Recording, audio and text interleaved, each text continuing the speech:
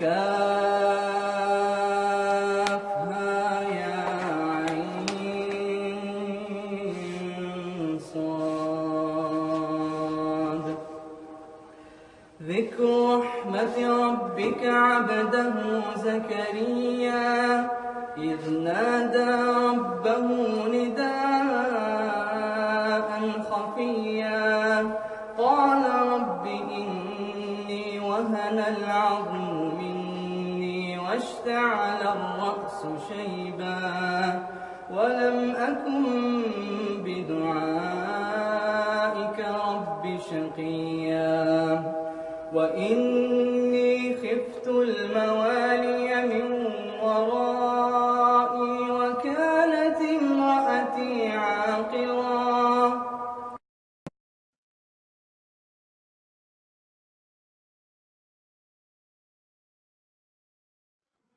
Assalamu alaikum. My name is Victoria Naila Edwards. Maybe you've seen my previous video, a young convert, Victoria of Islam. Since this video and since I converted, I'm always asked the same question, which is, what made you convert?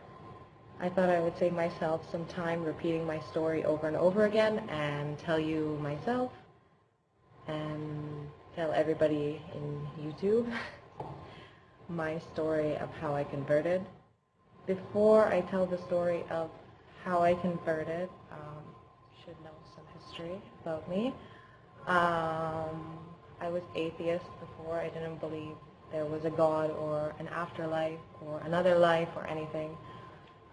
So this led me to study a lot of religions because I was so interested why most of the world believes that there's a God and like what makes them believe. I wasn't so much like searching for the truth or whatever. I was just kind of curious, and because I didn't have any beliefs, it was easy for me to like listen and read about other people. So in this time I was really into Buddhism, not so much the reincarnation, another life kind of thing, but more the moral values of Buddhism, like peace and not hurting anyone, and the fact that nothing's in our control. I liked these ideas, which in time I've come to realize are very close to Islamic beliefs. So I have some theories on that, but that's not what this video is about. So anyway, in January 2011, I moved into a new house in Malaysia. My best friend was there from Canada, and I invited a few friends over so that we could have barbecue housewarming party. During the barbecue, we had the doors open for the house. In Malaysian houses, if you've ever been there, you'll know there's the glass sliding door and then the wood normal door, and they're usually like next to each other in front of the house. So I took my friends upstairs to give them like a tour of the house, and as I was coming out of the second bedroom, I heard like a loud bang, and my dog like yelped, like, "Ow!" You don't know what a yelp is. But I ignored it because she's crazy and probably she knocked something over like she always does. So I just continued, and when I went downstairs, my best friend was like looking so terrified, so scared, and just staring at the glass door. So I got her attention and I asked her what happened. She told me that my dog was walking towards the glass door, and the glass door like slammed shut by itself. And if any of us know anything about science, then you'll know that like even if the wind was so strong that it closed it, then the wood door should have closed too, but it didn't. So we all got really scared and we went outside, and we didn't come back in for a while. Shortly after, my friend, she left, and over the next few months, like small things can happen inside the house, but you can make excuses for it. Like I come home and something wasn't where I left it, or I hear something dropping in the room and there's no one there but me, like this. Then in May that year, I came home one night, it was like 2 a.m. I went to my room and I got ready for bed, everything. Then I realized I left my light on outside my door. So I went outside to turn it off. And when I went outside, I felt this feeling that I felt before when I would say I was around ghosts, and maybe that sounds crazy, but yeah, like something is not right, like a gripping feeling inside your chest. And I heard like really quietly like some white noise or strange noise or something. And that moment, I swear, like I could feel that it's looking at me from across the hall. My heart like dropped out of my chest. I got so scared, and I was home alone. So I just shut off the light and I locked my bedroom door. And when I turned around, something hit the door so hard behind me. The whole door shook. And in this moment, I was so scared. And I'm never like really turning to God in any situations because I didn't believe in it and I didn't like see a point, you know, even if I'm gonna die or something, like I didn't see a point to like ask something that I didn't believe in. But in this moment, like when I was helpless and I was hopeless and I couldn't see what was there and I couldn't protect myself from what is there, my mind was like completely clear, and the only thing in my mind was Allah. Not God, not Buddha, not I don't know, all these other gods that I've studied. It was just Allah. And some people might argue that that's because I was in a Muslim country and most of my friends are Muslim, but like so many years I've been there and never like did I think about Allah or something like this in a situation. So in that moment, like the only thing I could think of to do was to ask Allah to help me. So I said, like, Allah, if you exist, like, please protect me in this situation. And I think most of you will agree in this kind of situation, you're not going to sleep, right? You're so scared, right? So I just laid down in bed and I put something on my laptop to watch. And usually it takes me around 10-15 minutes to sleep, but in 5 minutes, I think, I was like out cold. So in the morning when I woke up, I'm a pretty logical person, so I had to like start thinking about what happened the night before.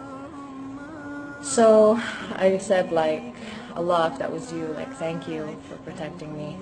And if this is the path that you want me to go on, you have to help me and guide me because, you know, 22 years of my life I didn't find any religion and nobody on this earth could convince me. Like so many people tried to make me Muslim or ask me to be Muslim, but like nobody could do it. I was so stubborn. So like I really needed Allah's guidance in this. So over the next few weeks I started to feel really curious about it and I started to ask people, like what does Allah teach? And they would tell me things like Allah teaches patience. So in like traffic jam or some situation where I feel impatient, and you start to feel that fire burning inside you, I would remember Allah and I would make myself patient and calm, and then like the situation would change. And I kept doing this with like different aspects of Islam. So after that, like few months, it was August, which was Ramadan. So I decided to take Ramadan to really like learn what it's to be Muslim and to like hopefully make a decision if I can really do it, because I didn't want to be a 50-50 Muslim, which is what I call it when like you don't eat pork but you go drinking every weekend. Like it doesn't make sense to me. If you want to commit to something, to do it only 50%. We should try our best, at least try, you know, to be 100% Muslim if we can. So from the first day of Ramadan, I started fasting. I printed off something from the internet to learn how to pray, like in English, so that I could understand it. And I read a chapter of Quran every day because I knew it was quite important to like understand the book and what exactly it's teaching, to know whether I can agree with it or not. So it was pretty hard the first Ramadan. It was really weird, and like going into in Malaysia we call it surau, it's like the small masjid inside a building, like it's not a mosque.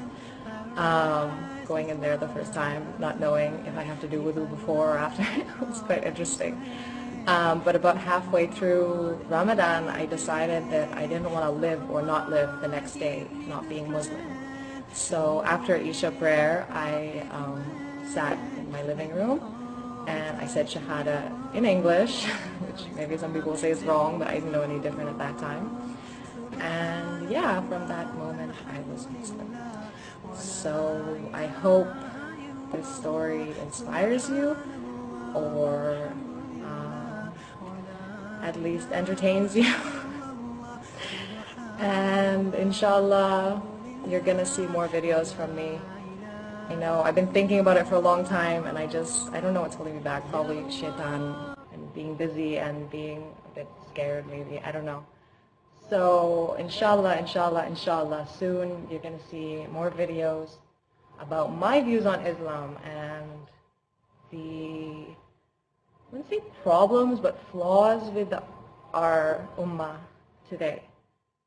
So always remember Allah and our Prophet Muhammad sallallahu alaihi wasallam and what he would do in the situations you face every day in your life. Allah be with all of you. Assalamu alaikum. فهب لي من لدنك وليا يرثني ويرث من آل يعقوب واجعله رب رضيا يا